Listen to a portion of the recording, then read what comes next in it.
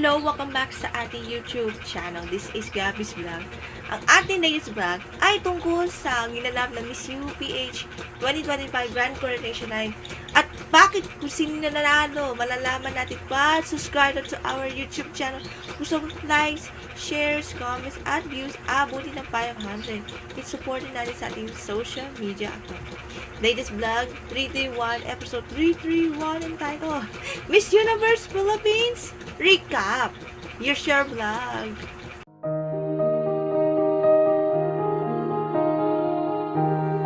Okay, eto na. Panoorin natin ang highlights.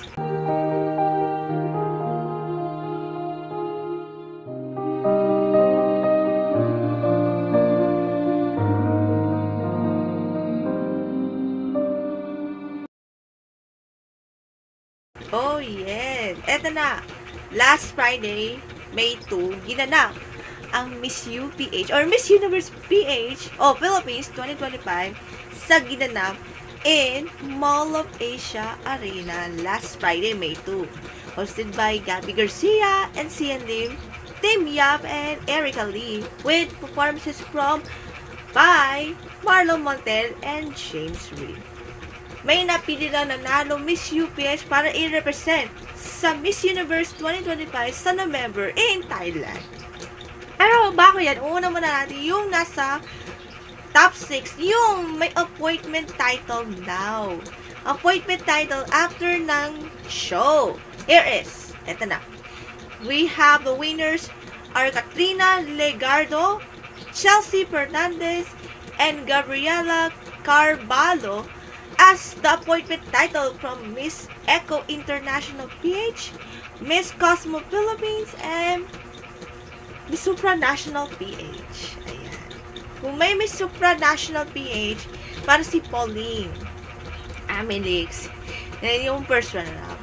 And you are the winner. Second runner-up, si Miss Silonia Laguna na si Iliana Aduana.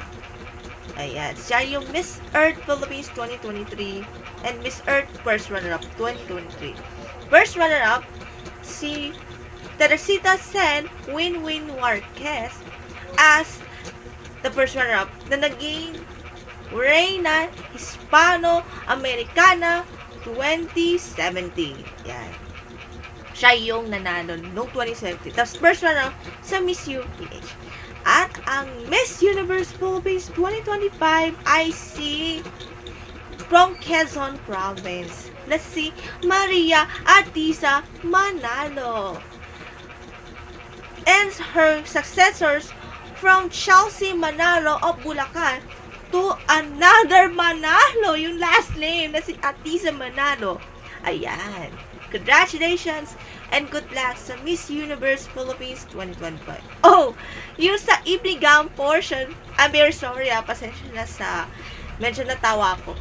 Si Maria Artisa nanalo, Manalo, bakit nanalo? O panalo na lang. Manalo ay nadulas o nadapa habang nag-walk down the evening gown portion on her pink gown. Ilang nangyari sa high heels. Ang problema, ano pong inch talaga? Ay, is it a 4 inch or a 2 inch? Nako!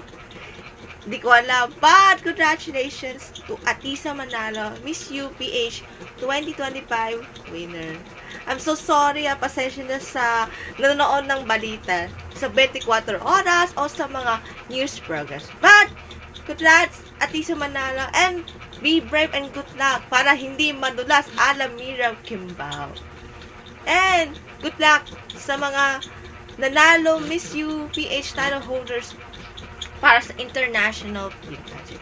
And mabuhay, Artisa.